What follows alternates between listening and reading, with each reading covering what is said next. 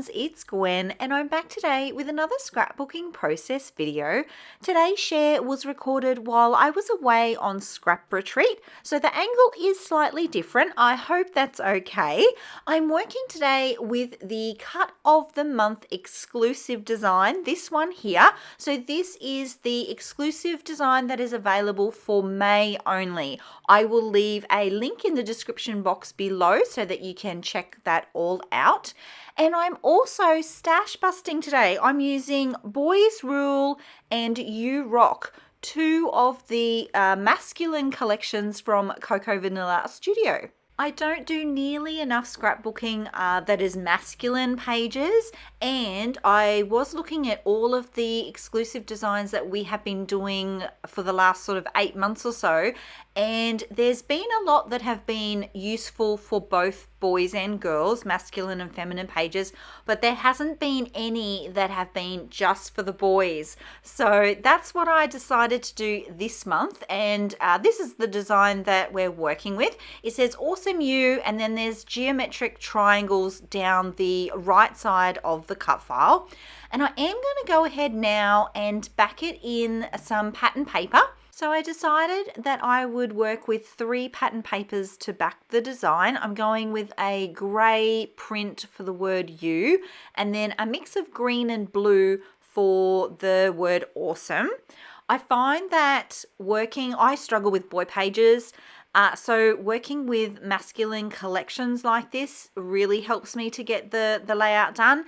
And then also I find even when I'm making cut files that anything that's more of a geometric shape always works so well for boys. So would highly recommend bold primary colors, so reds, greens, blues, and then geometrics as well for boy pages.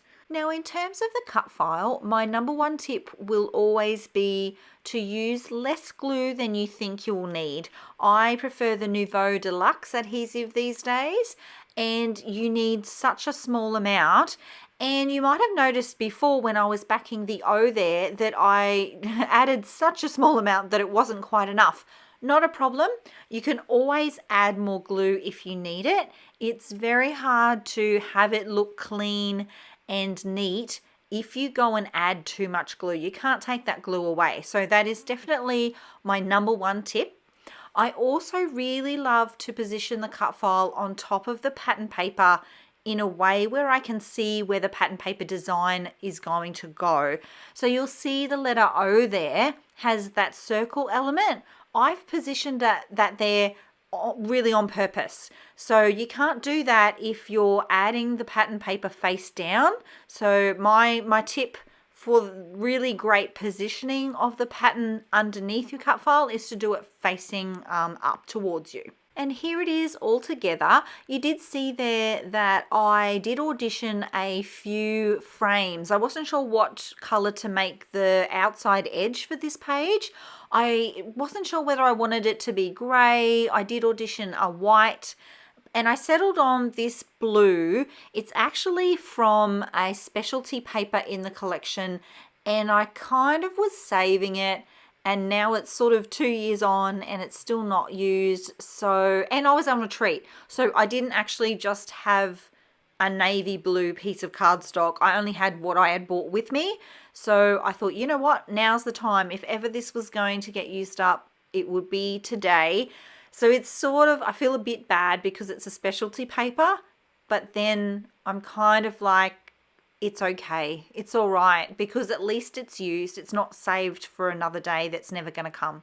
It actually reminds me, there was a specialty paper from Maggie Holmes that I bought years ago. And I remember it was in my stash, and I would look at it and go, oh, it's too pretty. I'll push that aside. I won't use that. And then, a few months would go by and I'd pull it back out again and go, oh, it's so pretty. I can't cut, I need to save that. And then years went by. And when I was doing the Maggie Home Monday series that I've been doing, and I was looking through some of the really, really old supplies, I saw it in there and I went, oh my gosh, I don't even love it anymore so much. And I can't believe the that I had been saving this magical piece of pattern paper for so long. It was like, it's not even that special anymore. It's crazy. Okay, so back to the layout, and I am going to do now a sweep through all of the embellishments that I have here. Quite a few bits and pieces. I'm just going with my first initial thought, trusting my gut. It's either going to be decision A is it could work, decision B is it won't work. So anything that won't work generally goes on the left-hand side. Anything that could work goes on the right. And I just do a really fast decisions, sweep through all of the pieces. And then I know I can focus on my attention on the pieces that I think could work and auditioning those and using those in my embellishment clusters. The things that I look for mainly are color, any color combos that are going to fit the layout, any sentiments that fit the message and the story that I'm trying to tell. And then I try and include a mix of different sizes. So embellishment clusters always come together more easily if you have a combination of larger pieces, medium-sized pieces, and smaller pieces. So I will often try and, as I'm going through, make sure that I pick something out of each of those groups. And I am going to make a bit of a visual triangle for this one. We're going to have a little embellishment cluster along the top edge of the photo.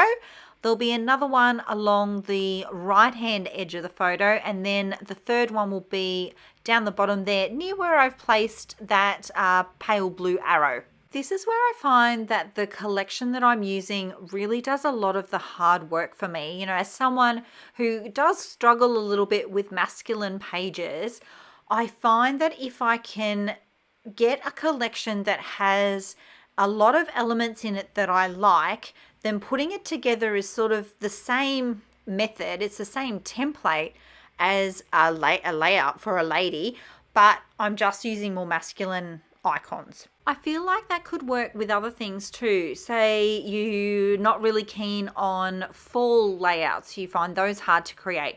Well, go and get a collection that you really love that is fall themed and make your page in the same way that you would if it was summer themed. I think a cut file can help with this as well, especially if you have in your stash a collection that's very neutral, so it's not boys or girls, and you really want it to read one way or another.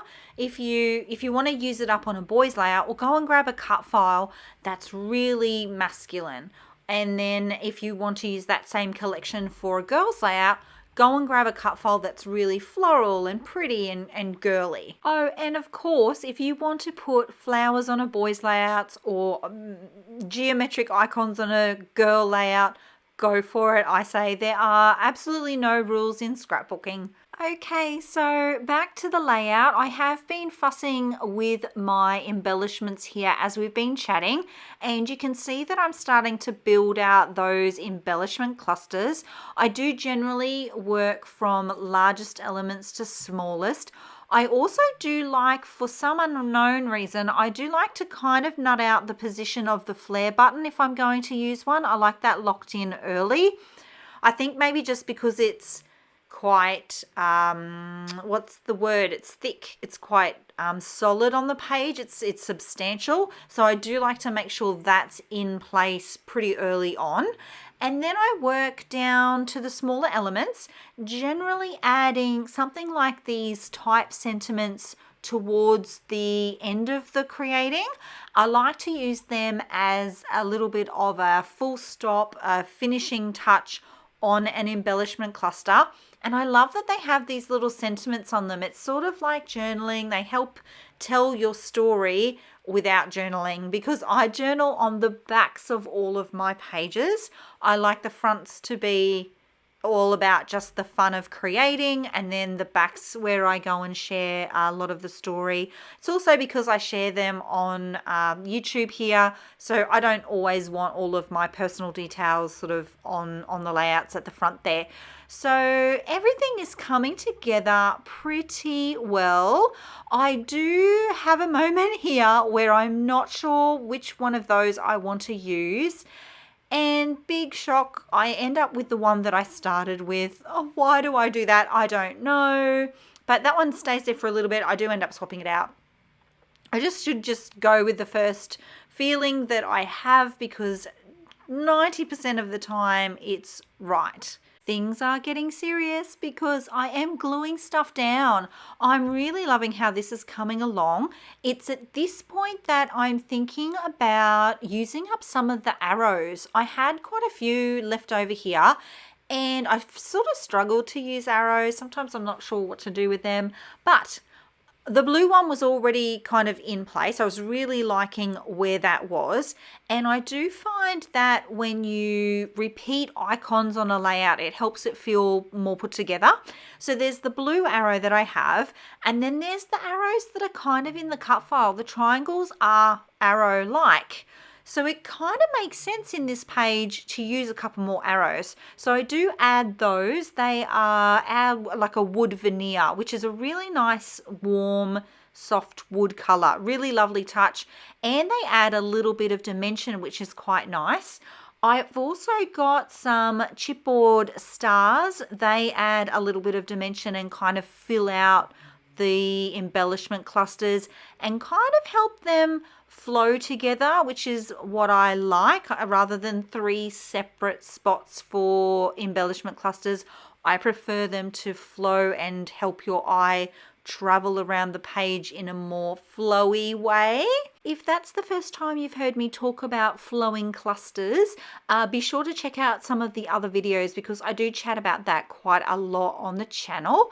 And I'm going to call this layout done. Thanks so much for being here, my creative friends. If you like the way that I scrapbook or the way that I chat about the way that I scrapbook, I would love it if you give this video a thumbs up and consider subscribing if you're new to see more videos just like this one. I'll leave you with some close-up images and I'll see you all in the next video. Until then, bye!